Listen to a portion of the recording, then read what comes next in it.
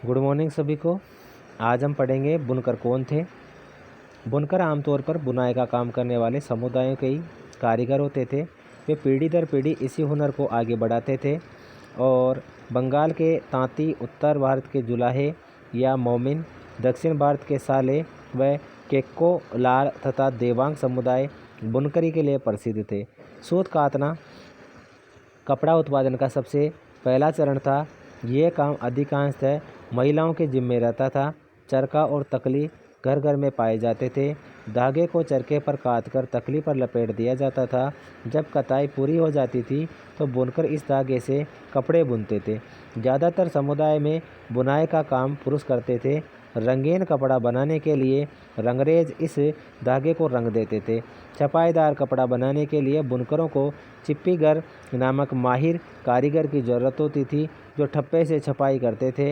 हथकरघों पर होने वाली बुनाई और उससे जुड़े व्यवसायों से लाखों भारतीयों की रोजी रोटी चलती थी। इसका मतलब अधिकतर जो कपड़ों का जो व्यापार मतलब कपड़ों का जो व्यवसाय है वो होता था।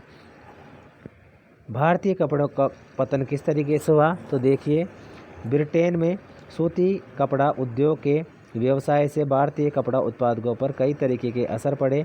पहला, अब भारतीय कपड़े को यूरोप और अमेरिका के बाज़ारों में ब्रिटिश उद्योगों में अपने बने कपड़ों के मुकाबला करना पड़ता था।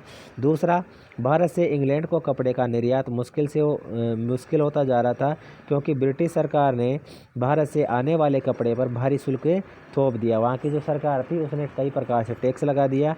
इंग्लैंड में बने सूती कपड़े ने 19वीं सदी की शुरुआत तक भारतीय कपड़े को अफ्रीका, अमेरिका, यूरोप के परंपरागत बाज़ारों से बाहर कर दिया। इसकी वजह से हमारे यहाँ के हज़ारों बुनकर बेरोजगार हो गए। सबसे बुरी मार बंगाल के बुनकरों पर पड़ी। ब्रिटिश और यूरोपीय कंपनियों ने भारतीय माल खरीदना बंद कर दिया और उनके एजेंटों ने तयशुदा आपूर्ति के लिए बुनकरों को पेशगी देना बंद कर दिया। परेशान बुनकरों ने मदद के लिए बार बार सरकार से गुहार लगाई। ठीक है, लेकिन असली दुर्दिन तो अभी आने वाले थे। 1830 के दशक तक भारतीय बाजार ब्रिटेन में बने सूती कपड़े से पट गए। दरअसल 1830 के दशक तक स्थिति यह हो गई कि भारत के लोग जितना सूती कपड़ा पहनते थे उनमें से 2/3 ब्रिटेन का बना होता था। इससे न केवल बुनकरों बल्कि सूत कातने वालों को भी हालत ख़राब होती जा रही थी। जो लोग लाखों ग्रामीण महिलाएं सूत कात करी अपनी आजीविका चला रही थी, वे बेरोजगार हो गए। लेकिन भारत में हथकरघों से होने वाली बुनाई पूरी तरह ख़त्म नहीं हुई।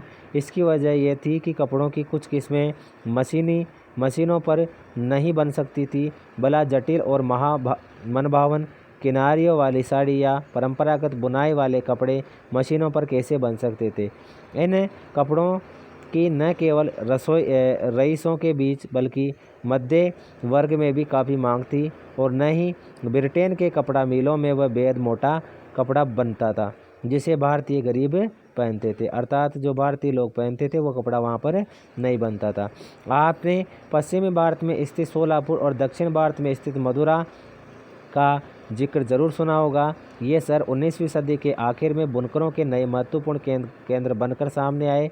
बाद में राष्ट्रीय आंदोलन के दौरान महात्मा गांधी जी ने लोगों को आह्वान किया कि वे आयातित कपड़े का बहिष्कार करें और हाथ से कते सूत और हाथ से बुने हुए कपड़े को ही पहने। इस तरह खादी राष्ट्रवाद का प्रतीक बनती चली गई। चरखा भारत की पहचान बन गया और 1931 में उसे भारतीय राष्ट्रीय कांग्रेस के तिरंगे झंडे के बीच वाली पट्टी में जगह दी गई।